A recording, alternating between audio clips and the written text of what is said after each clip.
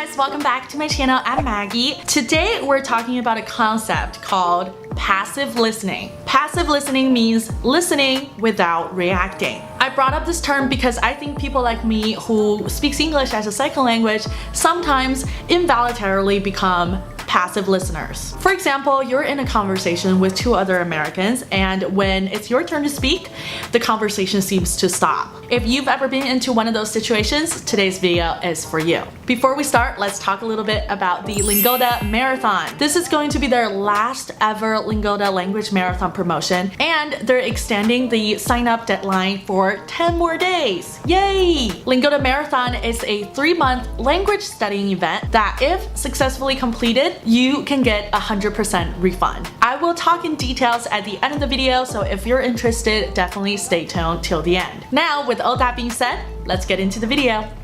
To begin with, I just want to say, when I first came here, I had that feeling where I feel like Americans are going off topic, but they seem to have no problem with it. So I started to ask myself, why do I feel that way? And then I realized everything I learned from school in English is kind of a question and answer format. So you most likely learn a question and then you learn a one-sentence answer, but that's not the case in everyday life. So I came across this concept called passive listening. Even native speakers make this mistake, or not a mistake, or have this habit where they tend to just listen, and it's just really hard for the other person to carry the conversation forward. So let's look at an example. You are from the Bronx?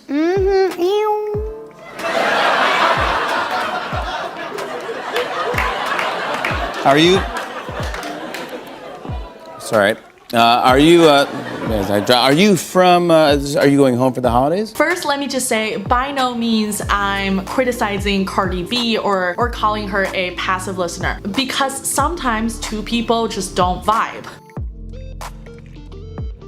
But see, when she only gives one word answer, it's really hard for Jimmy Fallon to carry on that thread of the conversation, meaning that topic or whatever they're talking about before. But I think for us who speaks English as a second language, we might involuntarily do that just because we don't know what to say or we don't really know how to carry the conversation forward. So today we have 3 solutions, and hopefully that will help you. So the first one is to say some short words or phrases to let the other person know that you're still with them. This one is the most common. You will hear people say, yeah, I hear you. I hear you. I hear you.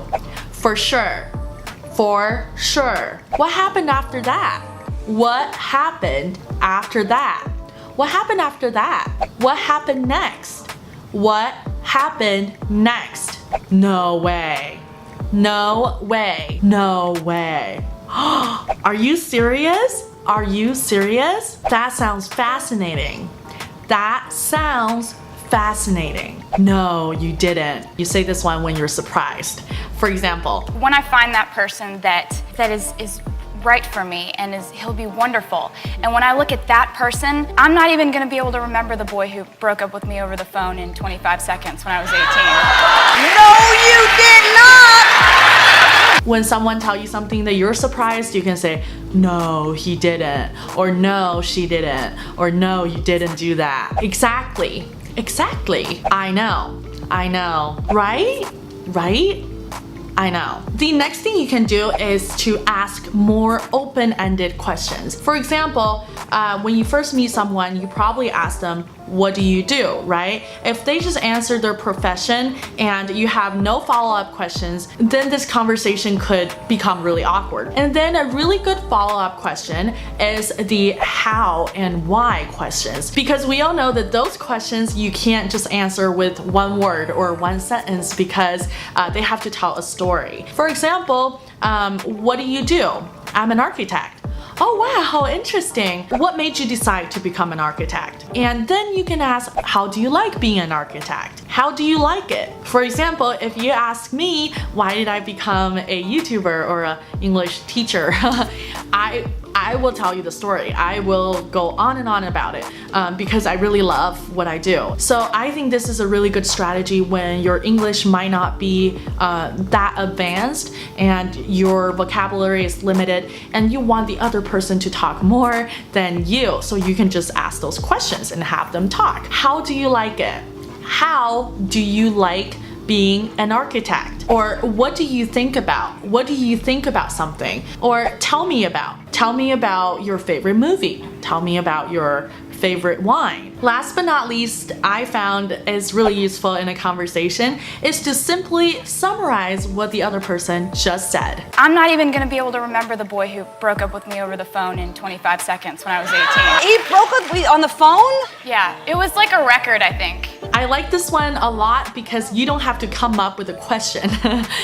You can just summarize what they just said, and normally it'll get the other person talk more or deeply into the reason they're doing that or what they meant. And that's really good for you because then you get to know them on a deeper level as well. Alright, that's the 3 solutions we have for you today. Now let's talk a little bit about Lingoda Marathon. 首先说一下 Lingoda 马拉松，它是一个为期3个月的语言学习马拉松。你可以学英语、德语、法语、西语，或者是商务英语。而且好消息是，这一次报名的截止日期呢延长了10天。现在的报名截止日期呢为2019年的9月19日，所以还有10天的时间，大家抓紧哦。你可以选择2种马拉松，第一种呢是全马拉松，也就是在2019年9月23日到2019年12月21日这一段期间呢，不间断的每天上一节 Lingoda 线上学习班。这个学习班呢是不超过5人的小班，而且是具有资格认证的母语专业教师。在报名之前呢，大家一定去读一读它的报名条款。